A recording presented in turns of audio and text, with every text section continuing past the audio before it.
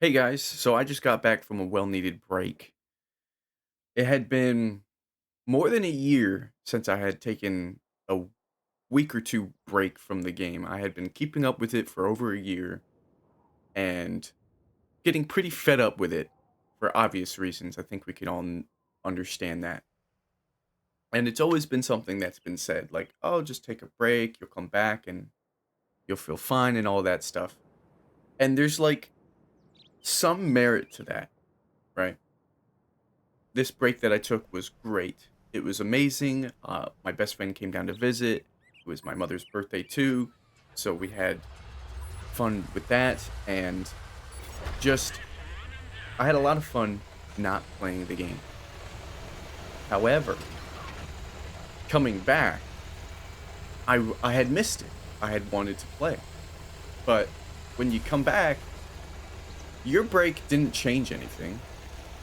The game is still the game, and without balance changes, the problems are still there. So there was a bit of a honeymoon phase coming back where I was enjoying myself. Slowly that dissipates back into the same old of, well, still waiting on these changes to happen, and they are coming. And that will be a video soon because there should be, I believe, an article going over specific changes that they're making to the T249. So that's good news. Other good news we got during my break as well was the fact that there's a new tech tree line every season, and they gave us a roadmap, and we know 4 of the tech tree lines, basically. We know 2 of them exactly, because one of them came out last week, or this week.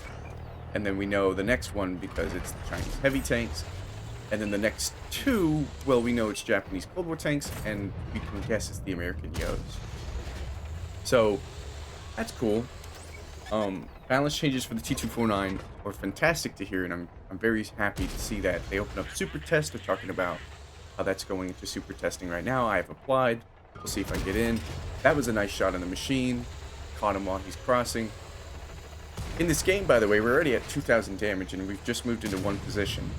And I just gotta say, I'm not fighting the people that are right next to me, because I realize I have enough teammates doing that to hold them off.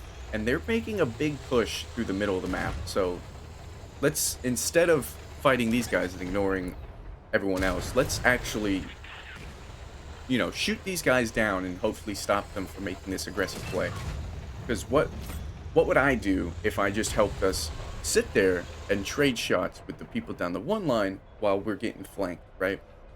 And this is something that the circle map can't really do for you. What a unbelievable bounce there. But the circle map only gives you close quarters range, so you can't read the map as a whole. And that's very important in this game. We've already done 3,000 damage, but there's still plenty more to do. Teethbreaker, we only track. Nobody's got eyes because everyone else is distracted elsewhere, right? But luckily, he doesn't use a repair kit, but he's got fast enough repair speed that I can't keep him perma-track, but I can at least put him down to a one-shot. So this game is already intense because who would expect their team to push that many tanks under into this valley section on Serene Coast? It's very odd, and I wasn't expecting it, but I've got to adapt. Teethbreaker wants to come and bother me, but somehow he doesn't even get a pen into my side at that angle. Thank goodness. And we finish him off. That's 3,300 damage. We've gotten 1 kill. It's 10 to 11. We're not exactly winning, but we can make do with this. Put a side shot into the Highlander while it was orange, so we got lucky on the high roll of 10. We're not going to get lucky on the second time if we do even shoot him. But I again realize I can't be shooting this guy. I gotta help my team elsewhere. We set that guy on fire. Unfortunately, he had a repair, not a repair kit, but a fire extinguisher. As he is Russian, you do want to run those. We're gonna keep putting shots into him because he's gonna keep giving us shots. But unfortunately, we just keep low rolling our 400 alpha into the 300s, and we don't finish him off. T58 heavy's poking. I decide, let me get rid of him. Again, situational awareness is very important, and I'm not talking about the perk, I'm talking about your actual skill of being able to read the map and read the situation. We get rid of a very deadly 750 alpha 3-shot autoloader with tank destroyer level 10 on a heavy tank from the back of the map. Put a shot into him. He's now roughly a one-shot if we high roll, but now he's definitely a one-shot because someone else puts a shot into him. Leopard doesn't realize that even though they're winning 6 to 8, doing that is a horrible play. And unfortunately, we're not going to get the second shot into him. You hear the clicks. It actually comes out, and we bounce the leopard. But it looks like he might give us another shot. I realize that I'm over peaking, but we snap one into, what was that? A Udez. And now we're at 7,000 damage, and this leopard's gonna run over this way. He's panicking. You can definitely tell the leopard's panicking. He doesn't know what to do now. He put himself in a bad spot. He's gonna continue to try and get shots on my platoon mate, but he put himself into my crosshairs. Now, it's 4-6, and you'd think, like, we did a good job defending, but we haven't yet. It's only 3-5. We get rid of a T249 with a lucky shot, thankfully. And I realized, since I have all this HP and these guys are this low, let's push up on them. Unfortunately, my round goes into the dirt, and I realize I just got to poke before he gets a hold down position on me. Machine, though, was hoping he was on reload because he wasn't poking, but he's not. Now he's unloading, but he only puts 2 into me, while the Udes puts another 1 into me, putting me at half health, and I get some block damage to finish him off. Because shooting the side of the machine is very easy, so that, luckily for us, he gave us that. Now, 8,200 damage. I've made it 3-3, but I used up a lot of HP there. And guess what? You're still in Avery. This is what I'm talking about. You take a break. The break feels great. You want to come back, but when you come back, nothing's changed. Avery's still run the game. There's been plenty of matches where Avery's just ruined my game. RD2. Changes still need to be had. A break can't solve everything. And that's what I say constantly when I'm told to just take a break from the game. It's not going to solve much. When I come back, the problems are still there. What needs to happen is change. Change needs to happen. The meta's been kind of dog shit for over 2 years. And so I'm really hoping, not only with the T249 changes that we're going to see, if they actually make it through Super Test and are greenlit, but hopefully with on the roadmap, talking about consumables, equipment, and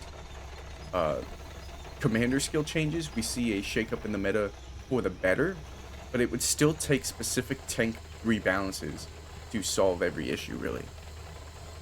Now, again, the T249, I believe they're going to put out an article on Monday or Tuesday discussing exactly what they are going to do, because I think that's what they said. I might be wrong, however, but we'll go over that in another video with the game board before Tuesday, so stay tuned for that, because I have a lot to say about that T249 change. 704 was backed in the corner by my teammate, and then decided to drive out. Avery pokes up there, and it was perfect because I had side shots while he tried to, again, shoot my platoon mate or my other teammate. So, while I was thinking the Avery was in the north and we were playing the ridge, or not the ridge, but the railroad, looking for shots, he luckily showed up in an opportune position. Now, this Maushin's full health, and we're at 9,300 damage, but my team is shooting away at him. I have 6 kills, by the way, so we already have our top gun, so we're not worried about getting a top gun here. But can we surpass the 10k damage mark? He's now backed up into my field of view only, and my teammates don't have shots, and there it is. 10,185 damage. Can we get another shot in? Nope. We hit his track, and the Avery takes it. So we only did 10,185 damage, and I say only, but that is a lot of damage. So one of my first games back was a 10k damage game. Very cool. Very nice to have.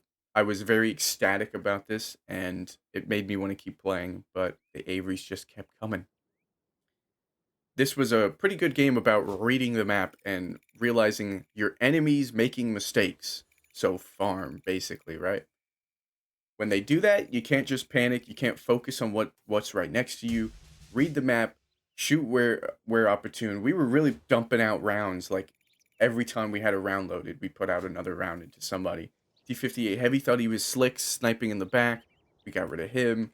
Lots of good situational awareness, picking off the important targets and whatnot. It definitely feels good to be back playing the game, but I'm seriously hoping for some really big changes. And hearing that the T249 is actually getting those changes after we were told back in November about a strike team, it's good to see. It's taking a while, but it's good to see. I can only hope we continue in positive directions with changes like we did with all the Cold War changes in 2024 and with the potential new changes to consumables, equipment, and commander skills, right? So, looking forward to this year. The roadmap has me excited. I hope it has you excited too. And thank you for watching. I'll see you in the next one. Take care.